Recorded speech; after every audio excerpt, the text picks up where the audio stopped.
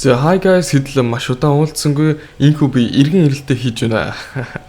За тэгээ шууд бичлэгэндээ орцгоё. Энэ зам бол маш сонирхолтой үйл явдлуудаар дүүрэн байлаа. Жишээ нь Лука Дончич үлгэрийн том солилцоо болсныг та бүгдээрээ мэдж байгаа. Тэрний араас энэ зам яагаад ч юм те манай Даллас нэгдүгээр пикийг авцсан.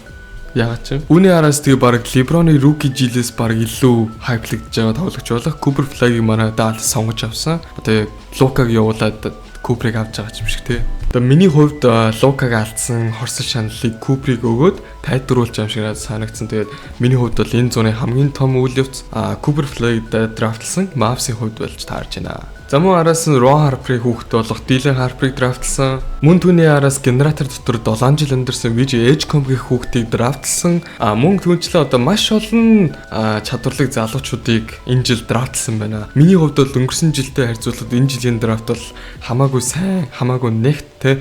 NBA-д бол зарим залуучууд нь бол үнэхээр бэлэн байгаа харагдсан. За түүнчлэн маш том нэрнүүд энэ оф сизнээр бол трейдлэгдсэн. Жишээ нь Kevin Durant байна, Kristaps Porzingis байна, Norman Powell байна, Orlando Magic руу Desmond Bane байна, New Orleans Pelicans руу Jordan Poole, Suns руу Jalen Green, Nets руу Michael Porter Jr., Portland руу Drew Holiday, Denver руу Jonas Valanciunas. Тэгээд хамгийн сүүлд нь манай хичнээн сайн мэдих Arsenal Kings руу болсон байна. За тэгээд бас дээрэс нь маш том мэдээ гарсан.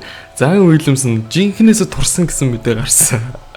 Тэгээ үлрэл эхлэхээс өмнө Malcolm Brogdon-оос зодог тайлаад амжсан. Victor Wembanyama албан ёсоор 7-5 болсон гэх онцлог мэдээллүүдээр үлрэл эхэлсэн.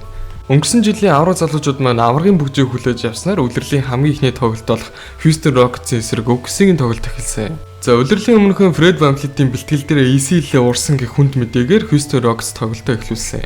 За тэгээ Fred VanVleet-ийн оронд холбогч дээр Amen Thompson гарсан. Тэгээ сэлгэнээс болохоор Shepard гарч ирээд байх шиг байсан. Гэтэ миний хувьд бол Shepard бол бүр мэдгүй. Би бол Shepard-ыг хараад үнэхээр тийм NBA бэлэн тоглогч байна гэж бол би хараагүй. Маш олон алдаа гаргасан. Мэдээж тийм залуу тоглогч гэсэн. Гэтэ одоо аргагүй ирэхэд холбогч байхгүй юм чи гаргаж байгаа. За тэгээ энэ тоглолт нь болохоор маш онцлог тоглолт байсан. Яагаад гэвэл бидний хамгийн сайн мэдих Kevin Durant SG Barrel дээр тоглолтыг эхлүүлсэн. Одоо хүн болгоноос асуух юм бол бүх зөвгийн хамгийн сайн SF-тэй, хамгийн сайн PF нэрлэхэд топ 3-т нь яагаад ч KD байдаг шүү дээ. Хэд Houston дээрээ SG Barrel дээр тоглох хэмжээний ийм нуруулаг баг бүрдсэн байгаад байна. Энэ багт яг миний харж байгаагаар юу дутуу байна гэж харсан гэхээр холбогчийн барил бол үнэхээр дутуу байсан. Хьюстонгийн зүгээс Альпрен Шингүүн бол үнэхээр багаан малаж тоглож чадсан. Энэ лэнд 39 оноо 11 ребаунд, 7 ассист, 2 стил, 1 блок гэх статыг үзүүлсэн байна. Харин Kevin Durant 23 оноо 9 ребаунд, 3 ассист гэх статыг үзүүлж тоглосон байна.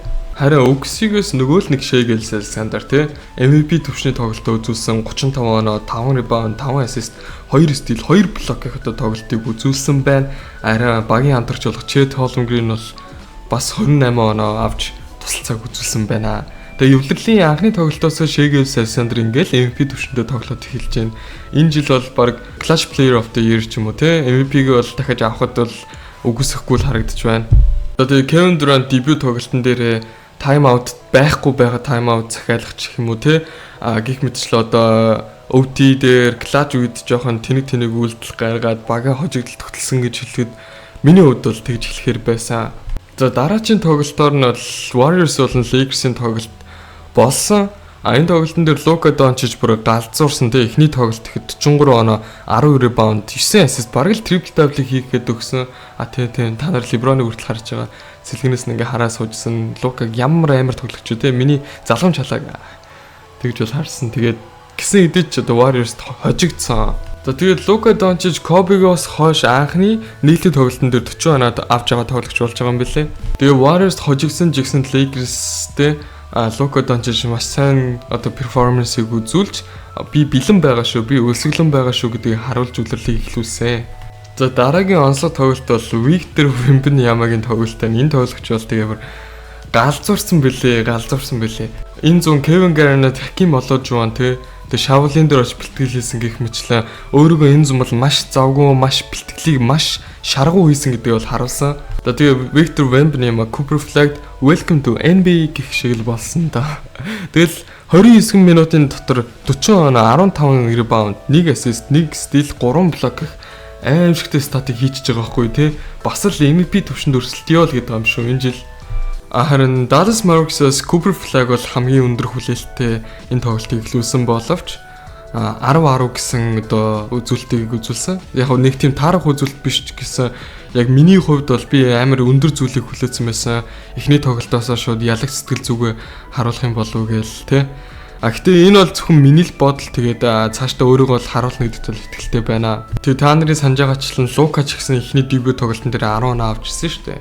За харин эсрэг талаас нь мөн өндөр хүлээлттэй байгаа тий драфтын 2 дахь сонголт Dylan Harper тоглосон талбайд гарсан.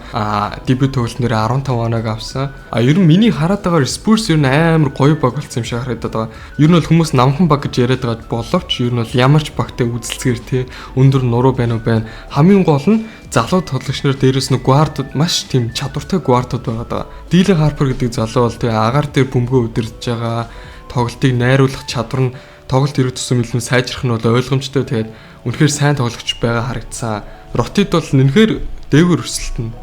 За дараагийн тоглолт нь бол Orlando Magic эсрэг Miami Heat-ийн тоглолттой. Тэгээд энэ баг нь болохоор off season-ийн үеэр Desmond Bane-ыг авсан. Тэгээд Desmond Bane-ыг хэр тоглох бол гэсэн хүлээлттэй зөндөө хүмүүс байсан. Тэгээд эхний дебют тоглолтын дээр 23 он авч баг нь хоцсон байна. Suns болон Sacramento Kings-ийн тоглолт үргэлжилжсэн. Энэ тоглолтын дээр Devin Booker 31 оноо 5 rebound 3 assist-ийг авсан. Jalen Green, Dylan Brooks хоёр Suns-д ирсэн шүү дээ. Тэгээд Jalen Green болохоор баруун гуйны урагдл гэх онцтой өвчтөй байгаа. Тийм учраас эхний хэдэн одоо нийлтийн тоглолтууд дээр оролцоогүй. За тэгээд тоглолт Suns-ын талд шилжиж Suns-ын хожлоор дууссан байна. Ер нь бол энэ баг маш тутан үнэлэгдэж байгаа. Тэгээд амжилт гараад ирэх юм бол хинч битгий гайхаараа амжилт гарах бүрэлдэхүүн бол эднэд байгаа. За Portland Blazers бол Minnesota-гийн тоглолттой. Тэгээд энэ тоглолтын дээр мэдээж нөгөө л нэг Anthony Edwards 41 оноо авч бага хожил төдөлсөн. Гэхдээ Portland бол үнэхээр их бас давгүй баг болоод байгаа харагдаад байгаа. Залуу тоглогчтой тэгээд чадварлаг жишээ нь одоо Danny Avdija, Tumane Camara, тэгээд Klingon гэдэг шинэ төвтэй болсон. Дээрээс нь хятад залуу Jan Hansen байна, Sharp байна, Drew Holiday, тэгээд Chris Murray гэдэг гой залуучууд байна. Тэгээд энэ баг бас юм дуулгаж магадгүй гэж бодоод байна. Тэр нь бол Anthony Edwards бол энэ жил бол амар өсөлтөн байгаа хаа. Чон штэ. За дараагийнх бол бүр үнэхээр тийм цочрон мэдээ заяа. VJ Edgecombe те одоо энэ жилийн драфтын 3 дахь сонголт 34 оноо 7 rebound 3 assist 1 steal гэх статик нээлтийн тоглолт буюу дебют тоглолтын дээр хийсэн байна. Энэ Will Chamberlain-аас хойш одоо rookie debut-н дээр хамгийн өндөр оноо авсан тоглогч болж байгаа. Аль Iverson нэг гүйцэжтэй, Аль Iverson ч 30 оноо. Тэгээ энэ залуу болохоор 34 оноо авчаад байгаа байхгүй. Тоглолтын арга барил тэр тесрэлт бүх зүйл нь бол Anthony Edwards-тэй надад амар төстэй санагдсан. Яа тэгвэл одоо тэр өмссөн байгаа гутал нүртэл Ant өмссөн байгаа. Ер нь бол Ant-ийн жоохон фэнбой юм шиг байлээ. Тэгээд миний хувьд бол энэ залуу ротиг тэргүүлж үлрэлийг эхлүүлээ те. Бараг ротич авч магадгүй. Хэрвээ Cooper бол нэг сайн те тоглохгүй бол энэ залуу бол бараг рот явахд бэлэн байлээ гэж бол харсан. Тэгээд Tyrese Maxey 40 оноо, энэ залуу 34 оноо. Тэгээд Embiid эргэж ирсэн сайн мэдээ те. Одоо Boston хоцсон байна. За хоёр залуугийн дуэл одоо бидний маш их хүсэн хүлээдэг байсан. Одоо ч ариг үлэг болж байна л да те. Хэдлэл Zion, Ja Morant хоёрыг те дараагийн NBA-ийн тийм дуэлүүд те rival-ууд болох юм байна да гэсэн чинь ер нь бол жоохон фейлдсэн шүү дээ те. Аль нь ер нь жоохон тийм асуудалд холбогдоод тэгсэн энэ хоёр энэ жил ирүүлтэй ингэж уур чадвартайгаа бэлтгэл сайтайгаа орж ирсэн байна. За Ja Morant 35 оноо, Zion Williamson 27 оноо авсан байна. За гэхдээ тоглолт Memphis-ийн талд шийдэгдэж Memphis тоглолтод хоцсон байна.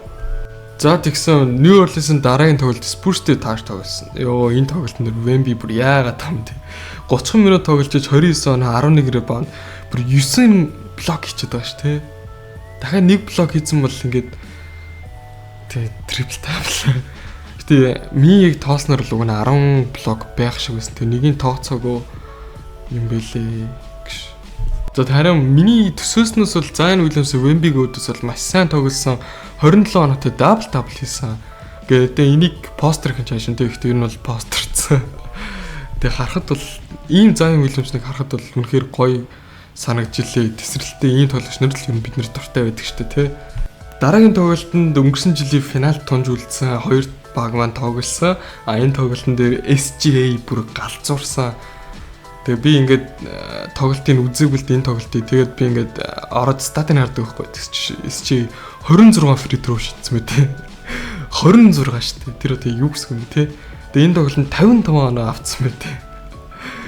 Тэгээд өдрлийг ингэж амар ихлүүлж болд юм уу те. Одоо юу юм бэ гэж. Тэгээ одоо Шейгелс Александр 55 оноо авцсан юм чи тэгээд аль баг нь хоцсон гэдэг ойлгомжтой. Оксийн багийг хоцсон. Гэтэ Pace бол үнэхээр сайн үзчихлээ. Одоо багийн систем нь бол хайлтын хайлыгүй энэ баг бол системийн баг юм бэлээ. Одоо манай ял дахын хэлдгэр те систем бол Pacers бол өөртөө систем юм аа. Дараагийн тоглолт бол Denver болон Warriors-ын тоглолттой. Тэгээ энэ тоглолт нь бол амар өрсөлдөөнтэй тоглолт болсон. Тэгээ ер нь бол тоглолтыг Denver-ийн талд шийдэх юм болов гэж Stephen Curry ийм шийдэлт хийгээд өвтий гаргачихд юм да. Би бүр шок цааш ийм зөндөл харсан л та. Гэтэ Warriors-тэй тоглож байгаа сүүлийн тоглолт дуусах хүртэл хизээж битээ санаа амар гэдэг үг бол ингэж санаанд орсон гэж. Тэгээд өвтий гаргацсан Warriors хожигдхон цаашийн тэгээд өвтөд дээрээ хожсон. Харин Aaron Gordon эсрэг талаас нь бүр түүхэн нээлтийн тоглолт хийсэн. Тэр тоглолт нь яг ямар байсан бэ гэхээр Aaron Gordon 11 удаа 3 шидэж 10 удаа оруулсан. Мөн дээрээс нь 50 оноо авсан болох тийм амар тоглолт хийсэн гэж. Түүхэн тоглолт 10 удаа 3-аас хийсэн шүү дээ Aaron Gordon. Яг го миний хувьд ч угаасаа өмнө жил ер нь жилээс жил Aaron Gordon Denver-ийн хамгийн консистент тоглогч гэдэгт бол өөр миний яг тийм бодол байдаг байсан. Тэгээд Aaron Gordon бол 100 бэлтгэлээ сайн хийсэн юм шиг харагдаж байна. За тэгээ шууд залгуулад Атлантагийн эсрэг Оксигийн тоглолтыг шууд яри. Энэ тоглолтын дээр Chet 31 оноо, SG 30 оноо авсан. Тэгээд угаасаа хожсон. Харин Атлантагийн хувьд бол та нар мэдж байгаа Kristaps Porzingis Атланта руу трейдлэгж очсон. Гэтэ load management-ийг хийгээд эхэлсэн юм шиг байлаа. Тэгээд тоглолтод ороогүй. Ер нь бол бэртэлтэй статустай байсан. За Luka Doncic бас л нэг балмад тоглолт. 49 оноо 11 ребаунд, 8 ассист. Өдлөлийн дөнгөж 2 дахь тоглолт шүү дээ. Тим багт л ийм л үлсгэлэн харагдаж шүү дээ. Тэ 49 оноо гэдэг чинь бол юу гэсэн үг юм бэ? Энд чинь тэгэл Luka Magic шүү дээ. За гэхдээ даанч харамсалтай нь Luka 7 хоног тоглох боломжгүй болсон. Энэ бол үнэхээр харамсалтай мэдээ те. Одоо энэ жил тоглолт алгасгүй л бүтэн 82 тоглолтод чадвал тогломоор байна. Тэгжиж MVP-гээ авмаар байна. Тэгээ ямар ч тач Luka Doncic 49 авснаар Lakers хожсон. Эцэст нь Minnesota. За манай хотын багийг Giannis ирээд дээрлэхэд 37 оноо аваад хожсон. Энэ бол үнэхээр тэгэл Giannis-ийн л хийдэг стат шүү дээ. Giannis-ийн л хийдэг оноо авалт. Giannis бол энэ жил яг л адилхан одоо баг нь л жоохон л өөрчлөлт орсон болохоос Giannis бол яг хэвээрэл байгаад байгаа. Баг нь ер нь жоохон ажиллаад Giannis-ыг нь одоо авраг агуулгах багт нь аваачмаар байна. Та нар мэдж байгаа шүү дээ. Ах トゥ хоёртой гэрээ хийсэн. Тэгээд мэдгүй. Giannis ер нь бол те намайг бол авраг авах баг руу л аваач те би бол авраг авах багт тогломоор байна гэдэг байгаа. Тэгээ яг үндэ Milwaukee яг миний хувьд бол авраг авах баг бол биш те биш болцсон. Ер нь бол байсан одоо биш. Тэгээ Portland дээр ирээл тэгэл дахиад хожсон. Үлэлийг ер нь ингэж л ихлүүлж байгаа шүү дээ Milwaukee. Тэгэл үлэлийн дундаас эхлээл доошлоо муурал явж байгаа. Тэгэд ер нь бол Giannis-ыг бол би эртхэн өөр баг руу очиод авах хэвээр аваргуудаа авч исэн дэр гэж бодож шүү дээ 2 MVP-тэй юм. За офсизны үеэр маш том солилцоог хийсэн буюу Michael Porter Jr-ыг авсан Nets багийн эсрэг Cavs тоглосон. Даанч маш харамсалтай нь Cavs-ын гарааны тоглогч болох Garland гинтэлтэй байгаа учраас Garland тоглох боломжгүй байгаа. Түүний оронд Donovan Mitchell PG дээр тоглож байгаа харагдсан. Тэгээд Mitchell 35 оноог авснаар хожиж байна. За яг үнэндээ миний бодлоор яг бас авраг хэмжээний баг штэ тий. Авраг авах бүрэлдэхүүн байгаа. Даанч гинтл энэ багийг зөксөөгд байгаа. Тэгээ энэ жил ер нь авраг руугаа дайраасаа гэж би бодож байна. Ер нь бол яг гинтлгүй яг бүх багаараа байвал Cavs бол баг хамгийн аюултай багуудын нэг гэж чадна гэж бол би бодож байгаа шүү дээ. Өнөр сайн мэдээд одоо хэрвээ тоглолт үзэхээр бол очиж тэгээ үзээд ямар хөөрхөн тоглолтыг тоглож вэ гэхээр залуутай болсон байлээ. Болсон ч гэж өмнө жилийн драфтын сонголтолтой Keyshawn George гэж залуу тэгээд career high хийсэн байлээ. 30 хэд оноо авсан байлаа. Dallas-ийн эсрэг. Тэгэд хамгийн амар Dallas-ыг хожсон заяа. Хүлээлтнээс тэг ихний тоглолтоос л хүлээлт нь хүрмээр байна манай Dallas-ийнхаа. За тэгээ бичлэгний хамгийн сүүлийн тоглолт болох Knicks-ийн эсрэг Boston-ийн тоглолтод тэгээд энэ тоглолтын дээр Jalen Brunson 31 оног авч багаа очилт хөтлсөн. Тэгээ хараад байгаа Knicks бол тэгэл угаасаа амар баг шүү дээ тий. Даанч сэлгийн жаван таархан болохоос. Гэхдээ энэ жил бас сэлгийн асуудлаа шийдэх гэж оролцсон байлээ. Jordan Clarkson тэгээд Yabusele гэх тоглогчдыг л авчирсан. Malcolm Brogdon-ыг бол Iceland-д нэгтгэхийг хичээсэн боловч тэгээд зодог тайлсан. Харин эсэргээрээ Boston гарахад Boston нэг л энэ жилтэй нэг л явцгүй харагдаж байна. Ер нь бол Jason Tatum гэдэг тоглогчид энэ багийн ямар том уураг тэрэг зөвхөн байсан бэ гэдэг нь бол харагдаж байна. Jaylen Brown бол яагаад ч энэ багийн лидер гэж бол чадахгүй юм байна гэдэг л миний хувьд шүү. Зөвхөн миний хувьд би бол харсан. Тэгээ Anthony Simons хүртэл тий бос тоглогчдыг оруулж чадхааргүй шүү дээ тий. Тэгээ гих мэдчлэн би зүгээр амар онцлог тоглолтуудыг орууллаа. Онцлог хэсэг жоохон мэдээллүүдийг оруулсан. Тэгээ дараагийн имчилгээс илүү олон мэдээллүүдийг оруулж илүү тийм одоо чанартай бичлэг оруулнаа. Энэ бол ягаад гэвэл нээлтийн тоглолтууд имчилэг учраас жоохон зүгээр онцлог мөчүүдийг л оруулсан. Тэгээ дараагийн бичлэгээр уулзлаа. Түр бай.